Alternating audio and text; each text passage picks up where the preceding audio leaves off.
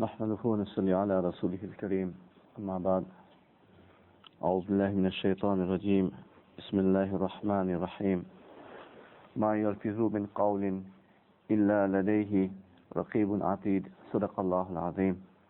Continuing with our subject about mujahada, that is to strive, to struggle, to control ourselves so that we can acquire the nearness, closeness to Allah subhanahu wa ta'ala, and which will enable us to get the love of Allah subhanahu wa ta'ala in our heart so that we can purify our heart and our salvation inshallah will be made in the hereafter.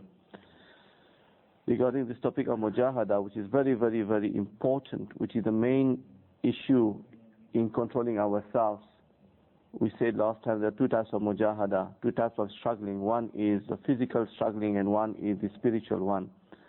Regarding the physical one, we said there are four types of struggling mujahada that we do. One is to sleep less, to talk less, to eat less, and to mix with people to a lesser extent.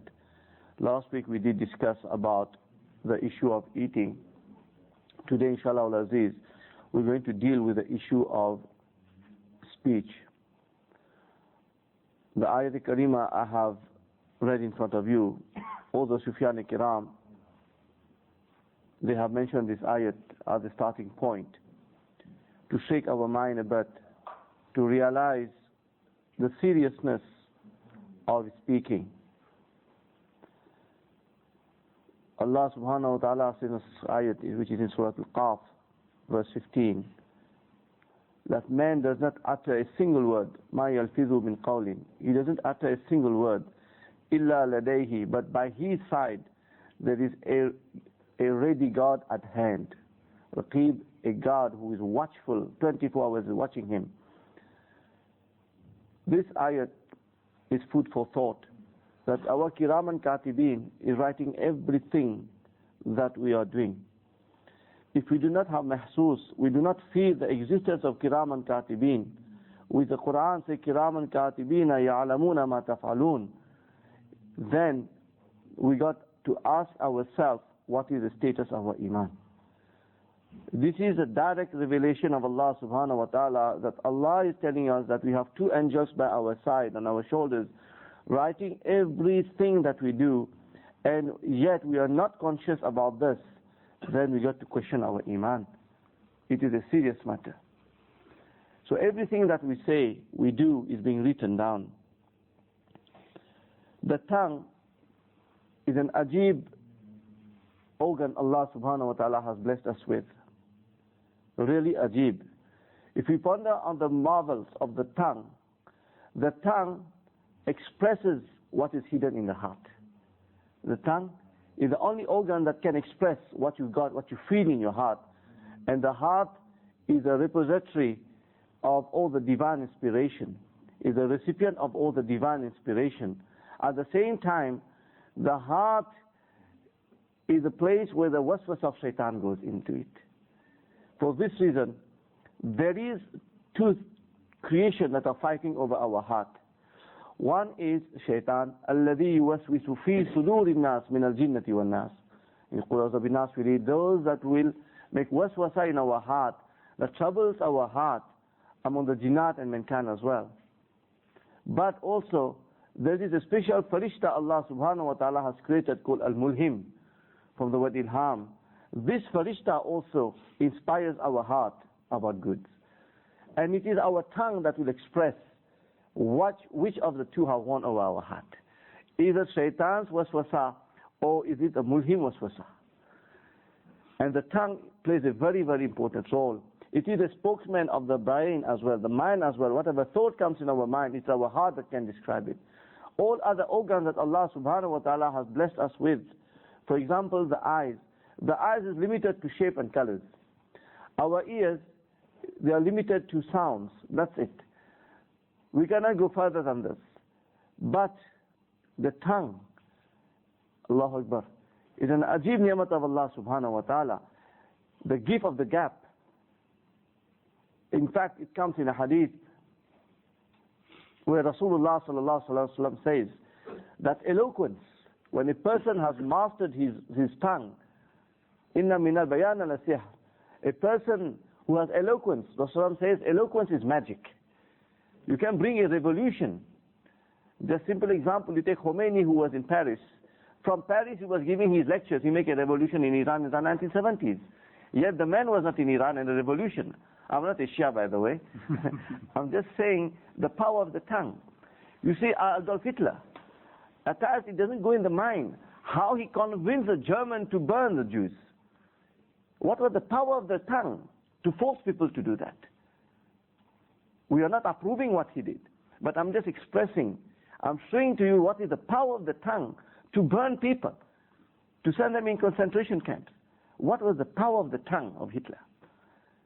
What was the power of Khomeini staying in Paris and making a revolution in Tehran?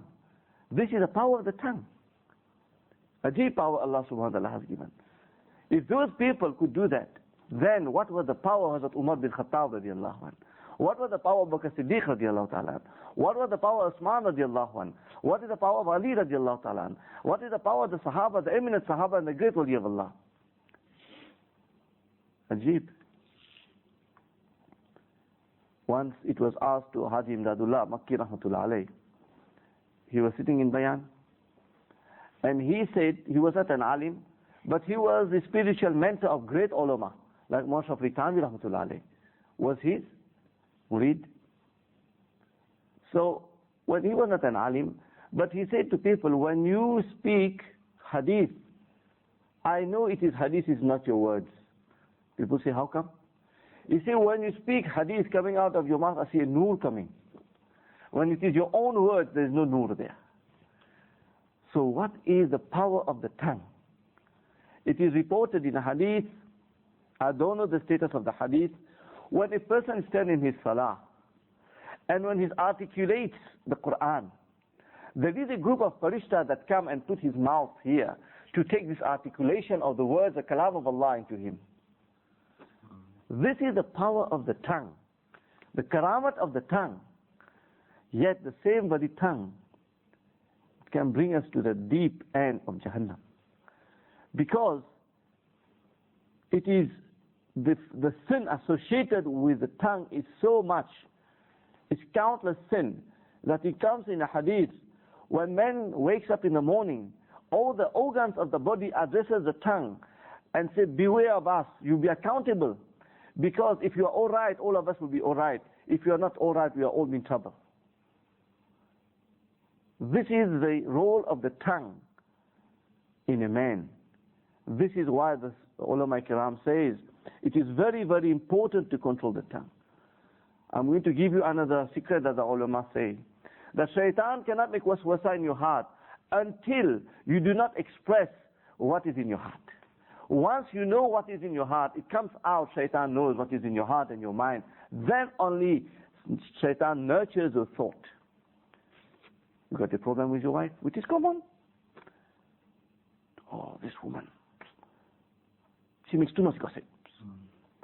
Now shaitan starts knowing, now this is your weak point. Now shaitan, you know, listen properly when she's talking on the phone. You know when your mother-in-law comes, nah? Listen what she's talking. You know when she talks to her sisters, nah? Beware. Now shaitan starts, now suddenly every petty thing your wife will talk, waswasa, it ends up in a divorce. This is why it's important to control the tongue, because the moment shaitan knows what is in your tongue, what is in your heart, it starts nurturing it. This is why controlling of the tongue is very important. This is why the Prophet of Allah said,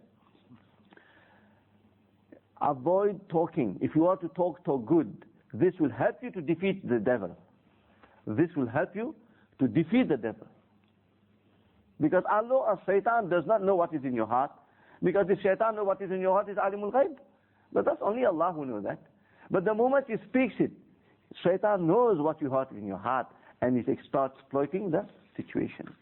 For this reason, you will find that the tongue, the ahadith of Rasulullah sallallahu alaihi wasallam, has laid so much emphasis on that, so much emphasis. In this short while, we cannot go in all the ahadith, all the ayat of Quran regarding how we must control our tongue. Abu Sufyan radiallahu anhu, who was one of the leading, was the chief of the Quraysh in Mecca, and then he embraced Islam. he asked Rasulullah sallallahu alaihi wasallam, give me an advice that after your death, I don't have to go anybody to seek this advice. Rasulullah sallallahu alaihi wasallam said, believe, say I believe and stay firm on it. Then he said, tell me something that I should be afraid of. Rasulullah take out his tongue and showed his tongue. This is very, very important. There are so many Sahabi, like Umar radiallahu ta'ala, same thing, he asked Rasulullah, show me the way for salvation. Rasulullah said, control your tongue. Control your tongue. Have wus'at in your house and cry over your sin. There's so many ahadith. Rasulullah sallallahu alaihi wasallam says, a person who guarantees me that he will control his tongue and his private part, I guarantee his Jannah. For Rasulullah to guarantee Jannah, brothers, think about that. Just think about the word, I guarantee Jannah. For Rasulullah sallallahu alayhi wasallam to come forward, the same Rasul who told his daughter Fatima, hey Fatima, ask me whatever you want in this world, I can. But in Akhirat, I can't do anything for you. How serious this is. Because there we don't know what will happen. Yet, Rasulullah sallallahu alaihi wasallam is saying, a person who controls his tongue and who controls his private part, I give guarantee of Jannah. Think about that. How serious this matter is. This is why controlling of the tongue is very, very important. Very important. This is why we have to differentiate now. Speak less and absolute silence. We got to differentiate. Shari'ah does not tell us to put a seal in our mouth. That's not what Shari'ah said. We got to understand the balance, the rationality behind the Masla Masail. What ulama tells us is there are 4 types of speech. 4 types. Some speech we speak is only beneficial. The second one is only harmful. It's just harm, ghibat, slandering, backbiting, swearing. The third type of speech is the one which is mixed with some harm and some benefit. And the fourth type of speech, there is no harm, no benefit. So 4 types of speech. I repeat it. Very important. If you want to make our Islah, this is a starting point. Before we talk, think, which category are we talking? Either it's only good there, beneficial, or it is only harmful, or there's a mixture, it's a mix of good and bad, or there is no good or bad in there, no benefit. The masla is the harmful talk, we can talk. The one which is, the beneficial talk, we got to talk it, speak it out. In fact, it's an ibadat to speak good speech. The harmful one, it is compulsory to abstain from it. There is no 2 ways about it. We must not talk about it. It's haram to make ribat. It is haram to break the heart of a Muslim. Al-Muslimuna man salim al-Muslim min lisani wa yadi. A Muslim is a person whose other brother is protected against the harm of his tongue and his hands. That's the definition of a Muslim in the light of hadith. Rasulullah said, a Muslim is a person who other people are protected against the harm of his tongue and the harm of his hands. So, it is wajib, it is farz to abstain from those type of talk, the second category, which is harmful. Regarding the talk which is mixed with benefit and some harm in it, ulama says even this one it is necessary to abstain. Why? Because in the process we can harm somebody's feeling. In the process we can be ghibat of somebody. In the process we can take something which is not good coming out of our mouth. Therefore don't take this risk. Don't take this risk. Because this falls under la yanibat. La yanibat means futile talk. The 4th category of speech is those speech there's no good in there, no bad in there. And therefore it is useless. Why speaking something there's no good in it? Therefore, if you ponder properly, 3/4 of our speech is useless. 3/4 of what we talk is useless. Coming back to the first category, Imam al-Ghazali raises a very important point. What about the good talk that we speak? He says this one, there is a harm in it. This one also. This one, we must be very careful that I'm talking deen in front of you, but in my heart there is show off. In my heart, I want to show you I know a lot. In my heart, there are other hidden agendas why I'm talking about good, about this one, about this one. Therefore, if this is in my heart, which is hidden in my heart, even this must not be taught. Hence, the masla is, a Muslim must only talk beneficial talk, and that also he must speak it less. He must speak less. Ulama Kiram explain that the harm of speaking, the harm of not controlling our tongue is the consequences are very, very, very deep. Very deep. For a person who wants to reform himself spiritually, the harm of not controlling one's tongue are two main harms. The first one, he loses humility. Humbleness leaves this person. And this is the maqsad of tasawwuf. Hum kuch nahi hai, Allah sab kuch hai. We are absolutely nothing. We are worse than even the pig. When we reach that stage, we have, let's say the fanahiyat, we are absolutely nothing. We are nothing in the creation of Allah. We are the worst person. We don't have this self-high esteem of ourselves. Hum kuch hai. We are somebody. When we have, this is a tasawwuf. We finish ourselves. We are for Allah. Allah is everything. Well, this is what the path of tasawwuf is all about. To become a human being without this arrogance, with a clean heart, with a sound heart. But if this itself is taken away from us, how can we progress? The second harm of talking excessively is, it takes us away from Allah. Allah. It takes us away from Allah. How? When we start talking something which is la yani. La yani means futile talk.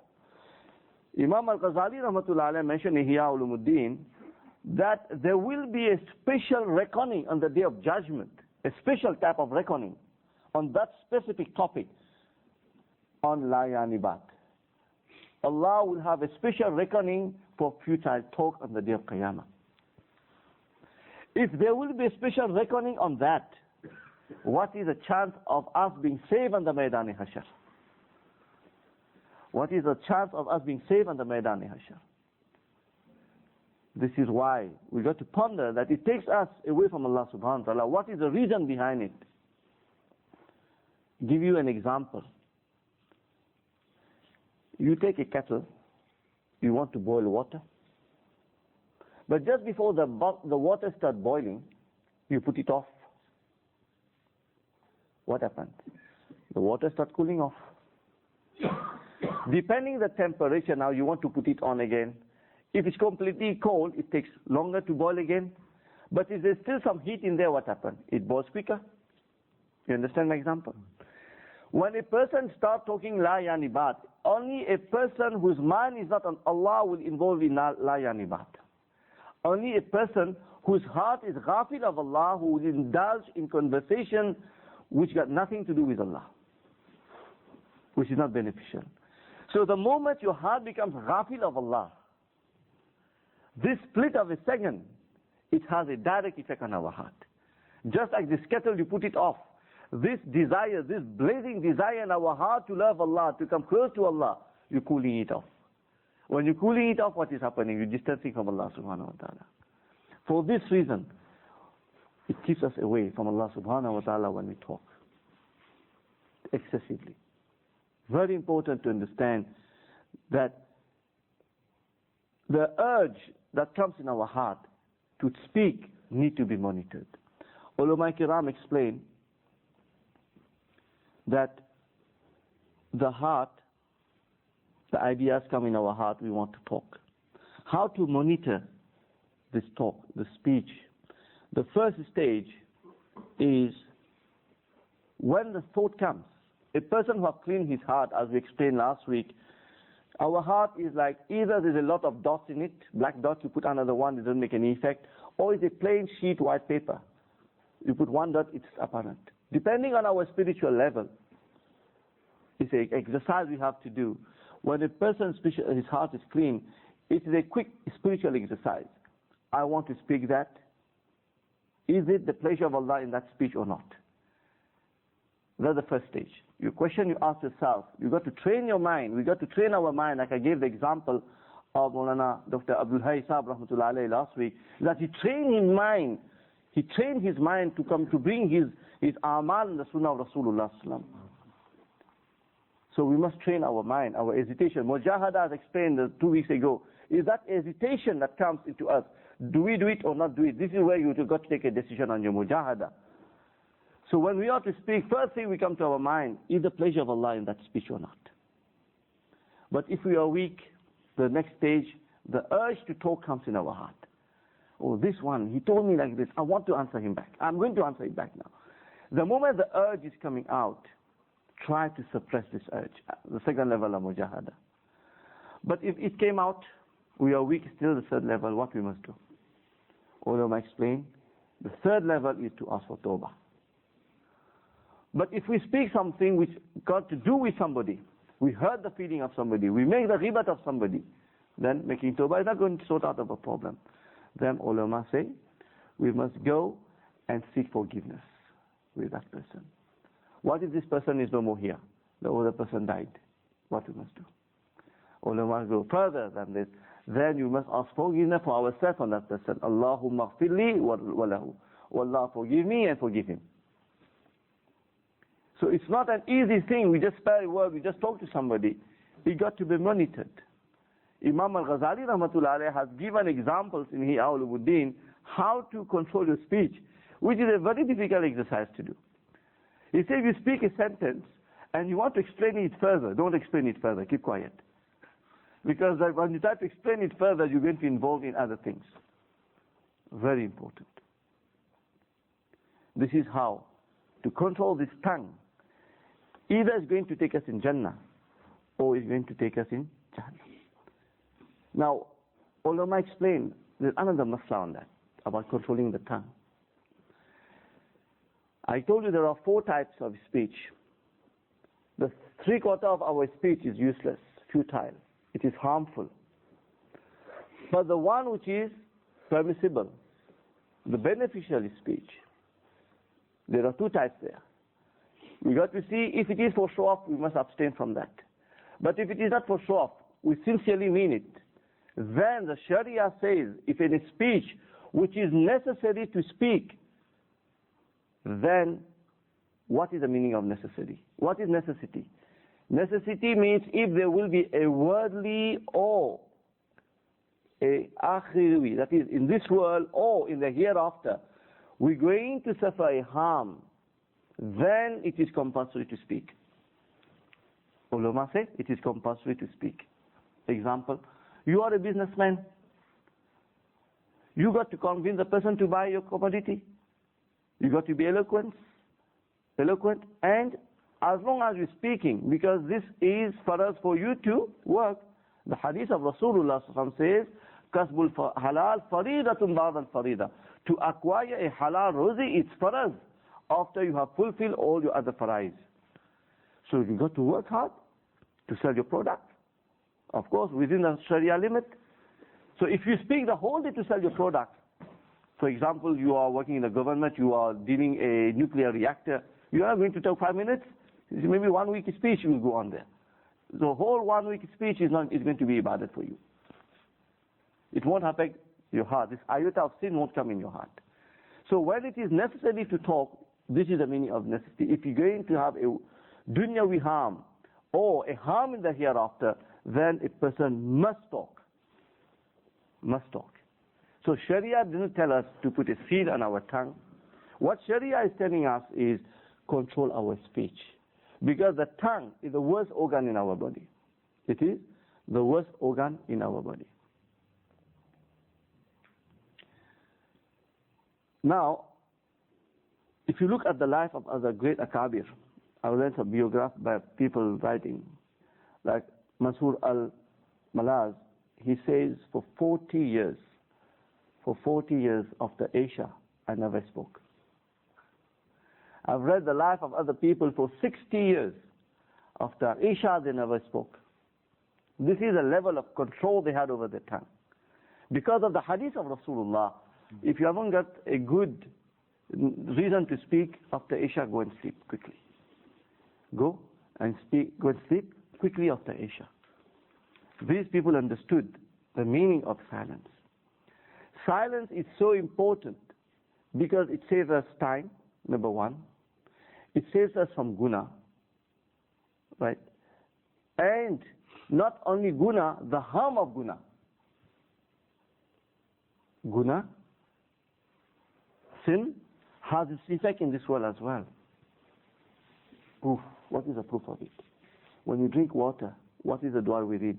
We say, oh Allah, we praise Allah to have given us sweet water, and He has not made the water bitter because of our sin. Our sin can convert the water bitter. This is the effect of sin. But we don't feel it. This is a great ni'mat that Allah subhanahu wa ta'ala has given us the opportunity to understand Islam and to control our tongue. People, it is reported of Hazrat Isa alayhi salatu wassalam, that people came to him and asked, they say, you people, don't talk. Don't talk. People say, this is difficult, how do you talk? He says, if you want to speak, speak only good things. Speak only good things. The silence of a Muslim is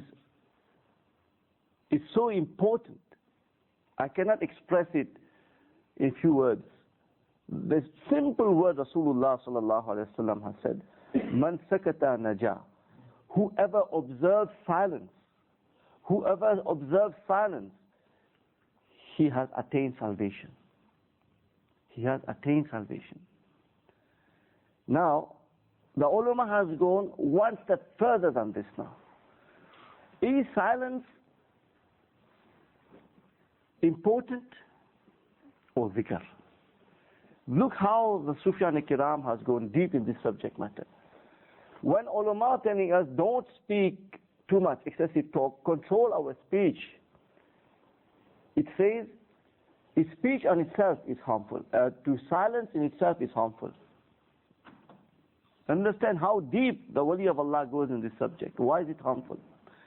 Because if you're just keeping quiet like this cannot be the shan of a salik, a person who tread the path of tasawwuf. Because his heart is ghafil of Allah. How is it possible that a salik, a person in the path of tasawwuf, his heart is absent from the remembrance of Allah? So they say, even though you are silent, train your heart in zikrullah. If not, this silence is going to be a loss for you. The silence is going to be a loss. It's not going to be an ibadat for you. So they say, involve yourself in dhikrullah in your heart. This is why Rasulullah says, when you ponder upon that, Ajib Hadith, Madrasah Arabia Islamiyyah has mentioned that also in Fazail Amal, that let your tongue be absorbed with dhikrullah. And my teacher, Mawlana Fazlur Rahman Sahab, was saying something ajib in one of his bayan, that people, by taking the name of Allah, it was so much Allah, they get sweetness in the tongue. Allah. Taking the name Allah, it developed sweetness. They could get a sweetness in the tongue. This is a very advanced level. I don't know whether we can talk about those things. People like me, I can't even dream of reaching that level. But some people have reached that level. For my teacher, Mawlana Fazlur Rahman Sahab, Shaykh al-Hadith, to mention this type of things in his bayan, it must be true. This is the power of silence coupled with zikrullah. That Allah give you the sweetness of His name on your tongue. What sweetness? I remember there was, I don't know what I mentioned to you, when the British were colonizing India, they were killing the ulama, there were jihad and so on. There was one alim, my teacher Mufti Mutara Saab, Dhamma Barakatuhum, narrated us when we were doing hadith. He mentioned this to us in class, that one alim, I think he was a lecturer in Darul Deoband, I'm not so sure about it, I forgot. He gave us his name also, I forgot. When he used to lecture, he used to lick his lips, like this. I don't know whether I told you that. And they asked him, Hazrat, why? When you he said, when the ulama was shaheed, a lot of ulama were made shaheed in India. The hur were coming with goblets from Jannah, with sharbat of Jannah.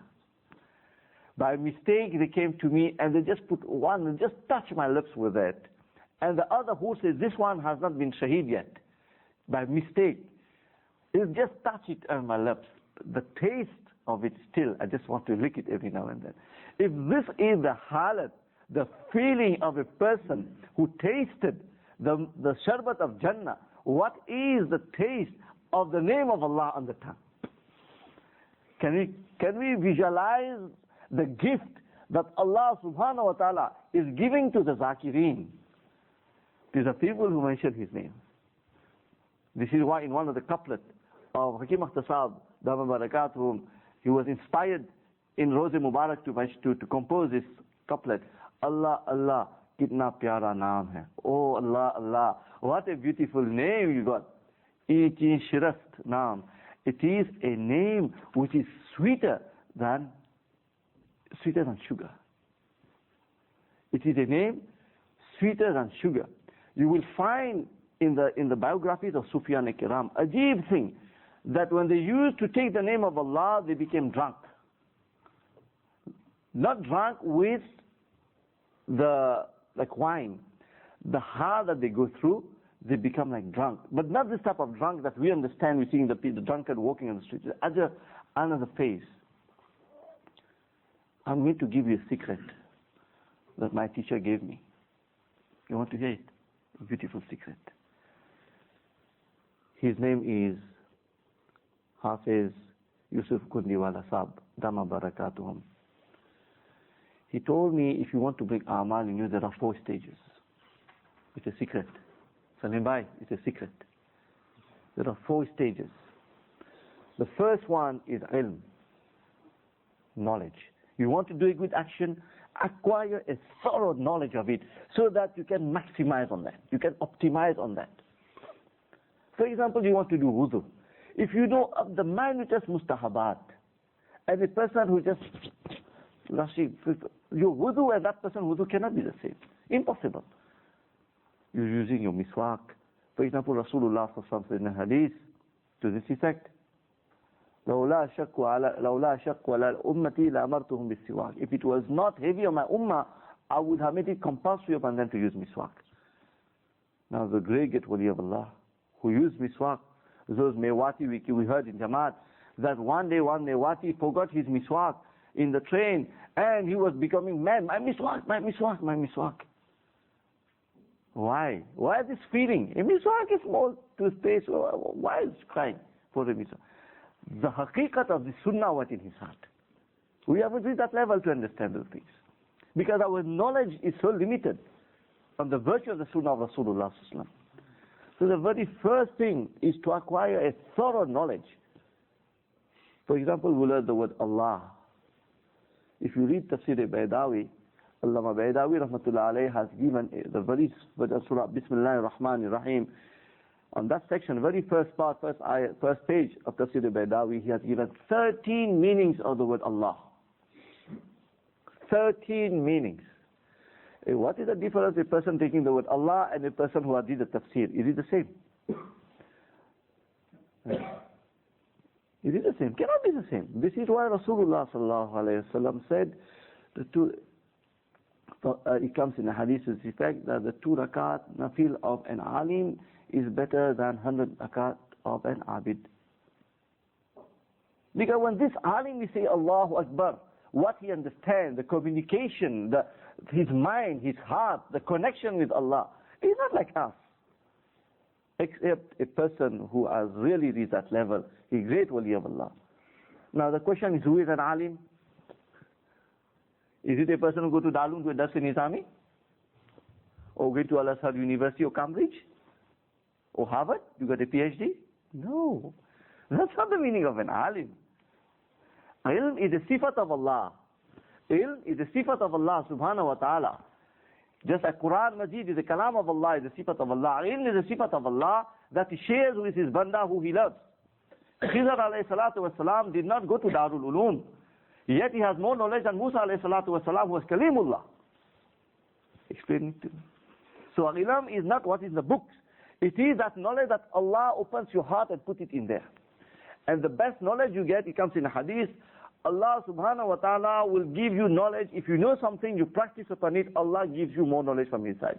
You call it ilmi ladunni. This is the highest form of knowledge, which Rasulullah sallallahu alaihi wasallam had. His instructor was Allah subhanahu wa ta'ala directly. Khidr alayhi salatu wasalam also get knowledge from Allah subhanahu wa ta'ala directly. This is an alim. He was asked that Umar radiallahu anhu, who is an alim? An alim is a person who knows something and practice upon it. How about university? You go, brothers, believe me, you'll be shocked, the encyclopedic knowledge those professors got on Islam. Me and you got all the masjids put together here, we won't maybe have a quarter of their knowledge, or even 1% of their knowledge. That is knowledge. It's not ilm. Ilm, Hazrat Ali radiallahu ta'ala says that ilm is a celestial knowledge. Ibn Mas'ud radiallahu ta'ala also says that. It is a celestial knowledge that Allah put in the heart. So if we want to enhance the intensity of this nur in our heart, we got to practice. And to practice, you must know more. Go to the ulama. There are two types of knowledge. One is through the books, and one is you get it from the ulama. The ulama is a silsila. The sanad goes up to Rasulullah sallallahu alaihi wasallam. It will be more reliable rather than we ourselves do it. But if there is nobody, you do it, you are forced to acquire knowledge. So, utubul ilm faridatun ala kulli muslim. It is for us and every Muslim to acquire knowledge. So the very first stage is to acquire a thorough knowledge. Once we got the knowledge, is the action. Make sure that you act upon that knowledge with ikhlas, with sincerity. When a person does that, the second, Allah subhanahu wa ta'ala makes this action become so important in his life that it becomes a hal. Allah Akbar. You are conditioned on this action. For example, with what foot you enter masjid? Right foot. What foot you enter toilet? Left foot. I am not there to tell you. But you have learned it. The love of Rasulullah is in your heart. Even by mistake you enter with your left foot, what you're going to do? You go out and you re-enter again. It's sunnah. But because why? You have reached the level of hal. This action is part and parcel of your life. You cannot take it out of your life. It's a hal in you. It is a hal. It's a condition. You cannot do without it anymore. Your mind, like you call it, if you want to call it, if I can compare it with Pavlov's theory. You know the Pavlov theory of conditioning. Pavlov was a Russian scientist. He developed the theory of conditioning, reflex. And this is how you find when you drive, even your mind is not here, something appears in front of you, you apply your brake. Because you have been conditioned so much.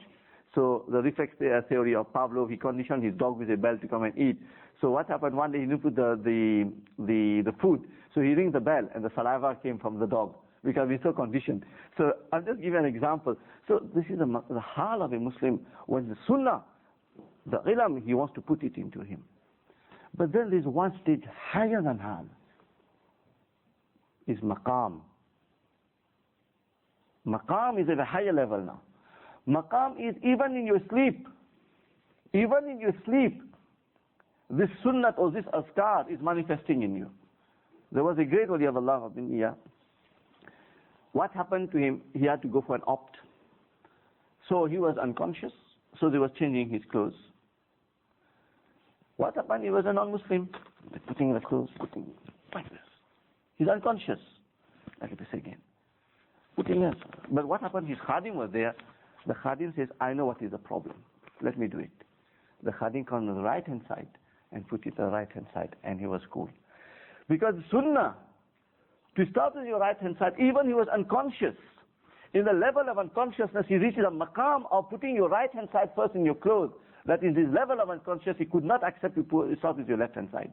This is maqam. When you put the sunnah on this level, this is what we must try to attain. This is why you will find that Sahaba-i-Kiram, even in their sleep, they were doing zikr. It comes that the jugular vein was pumping. I've read riwayat on that. Even in the sleep they were doing involuntary zikr. This is what the heart of Rasulullah sallallahu alayhi wa sallam, wahi was coming on the heart of Rasulullah sallam. His heart was never sleeping. Because a heart cannot sleep if wahi was to come.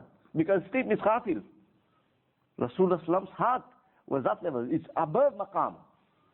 But nobody can reach that level. Rasulullah's heart is above the maqam that we are talking of. So, to come to that level of zikrullah, besides zikr and many other things, these are the 3-4 stages to go. We must learn the azkar. Mullah Zakaria rahmatullah alayhi has put a whole virtue of zikr in his Fazail Amal. We can read that. There are so many ahadith on that, but because of time is over, I'm going to stop here. It's very important to understand that controlling our tongue, there are stages to go, and this is the organ that will, inshallah, will decide our Jannah. Rasulullah has guaranteed Jannah on that. What more else do we want? What else do we want? I'm going to end it on a frightening note. There was a young Sahabi who was shaheed, ghariban in the battle of Uhud. His mother came on the battlefield and said, "Oh my son, you are a shaheed." Shaheed, I mean, they don't even give ghusl to shaheed. Before the blood comes on the soil, they're jannati. وَلَا تَقُولُوا لِمَنْ يُقْتَلُوا فِي سَبِيلِ اللَّهِ أَمْوَاتٌ بَلْ أَحْيَاءٌ وَلَكِنْ لَا يَشْعُرُونَ. Don't say about those who have passed away, have died in the path of Allah, dead. They are alive, but you people perceive not. The Quran saying that. It's a maqam of a shaheed. That's a topic on its own. What is the status of a shaheed? Rasulullah sallallahu alaihi wasallam told the mother, on the battlefield, who has informed you about this? Who knows? He uttered something that should have not been uttered. These are serious things. There was another Sahabi, Ghaliban was Ka'b radiallahu anh, passing away. I read this in Ihya al-Mudir by Imam al-Ghazali rahmatullah alayh. The mother, again, same scenario, expressing that his son may be passed away and be a shaheed. Rasulullah sallallahu alaihi wasallam repeated the same thing. Who informed you about this? Maybe he uttered something that you have to account for. Look, who are we talking here? The Sahaba Kiram who were shaheed in the battle, who gave their life. Rasulullah sallallahu alaihi wasallam is reminding the mothers, not any Tom, Dick and Harry. And what her mind, state of mind, she has lost her son. Rasulullah sallallahu alaihi wasallam is talking like this. The seriousness of the matter of not controlling our tongue on the battlefield, Rasulullah is reminding the mother. Who are we? Who are we? We keep on talking and talking and talking. And I'm the first one, I told you from the beginning, I'm whatever I speak for myself. All those four are myself. It's very important to control our tongue. I took a bit more time today, I'm going to stop, because the tongue is the worst mujahada to do. Ulama explain, despite of the difficulty of controlling the tongue, yet Shari'ah imposes control of that. This must give us an idea how serious it is to control our tongue. It's very difficult, the most difficult organ to control. You want to have sex, brothers in Islam, the very first day you're on honeymoon, you enjoy 1 year, 2 years, and then you're fed up with that. It becomes a limit. You want to eat, you're a good eater, 1 plate of biryani, 2 plate of biryani, and then you're fed up with biryani. Right? But the tongue, we are so involved in talking, even in our sleep we talk. This is how we don't have control of our tongue. This is why, despite this difficulty, Shari'ah has given strict warning on that. Most masail concerning our sin is about our tongue. This is why I've taken a few times.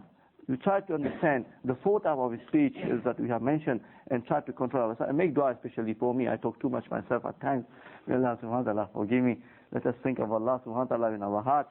And if Allah subhanahu wa ta'ala wills, one day I'll give a lecture on the meaning of Allah, if Allah wills, so that our haqiqat, with who we are negotiating, we are communicating, we want to come close to us, the haqiqat comes to in our heart. Allah. يا أول الأولين يا آخر الآخرين يا ذا القوة المتين يا أرحم الراحمين يا بديع السماوات والأرض يا حي يا قيوم يا ذا الجلال والإكرام يا حنان يا منان يا بديع السماوات والأرض يا حي يا قيوم يا ذا الجلال والإكرام اللهم صل على محمد وعلى آل محمد كما صليت على إبراهيم وعلى إبراهيم إنك حميد مجيد اللهم بارك على محمد وعلى آل محمد كما باركت على إبراهيم وعلى إبراهيم إنك حميد مجيد. اللهم أعنا على ذكرك وشكرك وحسن عبادتك. اللهم اهدنا الصراط المستقيم. اللهم اهدنا الصراط المستقيم صراط الذين أنعمت عليهم من النبيين والصديقين والشهداء والصالحين وحسن أولئك رفيقا غير